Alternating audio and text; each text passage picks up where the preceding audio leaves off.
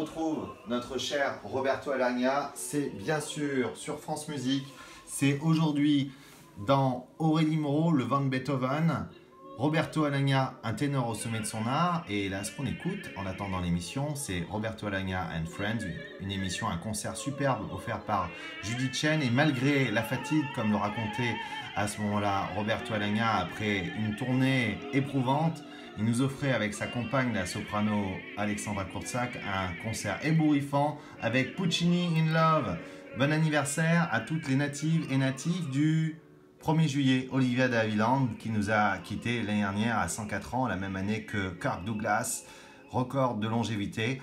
Vous avez les grands réalisateurs Sidney Pollack et Claude Berry, mais également la fameuse Estée Lauder, et dans les anniversaires historiques, Leibniz, George Sand, voilà, dont vous pouvez bien sûr lire les œuvres telles La Petite Fadette, Louis Blériot, beaucoup d'aviateurs dans le sillage de Saint-Exupéry, Charles Laughton, il faudrait revoir bien sûr son chef-d'œuvre La Nuit du Chasseur, Diana Spencer qui aurait eu 60 ans, Leslie Caron qui a 90 ans aujourd'hui, Sophie Darrell, Debbie Harry, Dan Aykroyd, Carl Lewis, on ne fait pas de politique, Pamela Anderson, Liv Tyler, Léa Seydoux ou Kev Adams, bon anniversaire, il a 30 ans. Allez, vous savez quoi? On passe à la musique de Gershwin. Leslie Caron dans Un Américain à Paris de Vincent Minnelli avec, bien sûr, Gene Kelly, mais aussi, toujours chez Vincent Minnelli, d'après Colette, dans Gigi.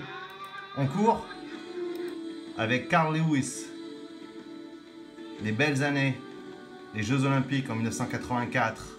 On court aussi avec Kev Adams, qui a 30 ans aujourd'hui, sur scène avec Gad Elmaleh et aussi Jamel. Excuse-moi. Quand Zinedine Zidane et Laurent Blanc discutent, la casette, il les laisse tranquilles.